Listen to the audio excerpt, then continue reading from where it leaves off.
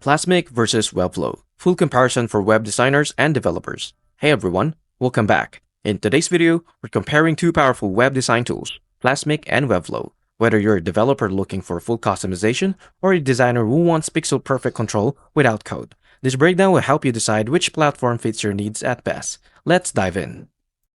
Plasmic is best for design first, code-ready components. First, it has the advanced design tool with pixel-perfect design capabilities that rival Figma with real-time responsiveness. Two is the code integration. It integrates directly with a framework like React, Next.js, and Vue for a developer-friendly experience. Third, reusable components. Build and maintain consistent UI components across multiple projects. And the fourth is the CMS and headless integrations. Easily connects with headless CMS platforms like Sanity and Contentful, but it requires development into full potential.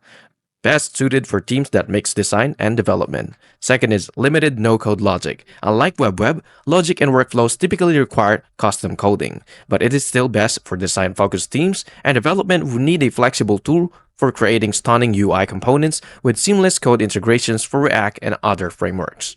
On the other hand, Webflow is best for visual design and no-code web development. All-in-one platform, visual editor, hosting, and CMS built into one tool.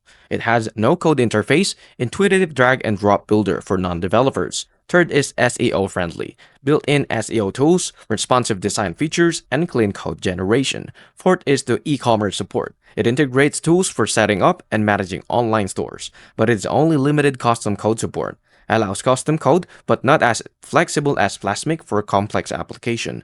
The pricing can get expensive for advanced features and larger websites, but it's still best for designers, freelancers, and small businesses who want to create professional website without writing code or managing hosting. Now let's dive into our final verdict. Use Plasmic if you're a developer who needs full control over your web apps code, integrations, and wants to work with React, Vue, or Next.js frameworks.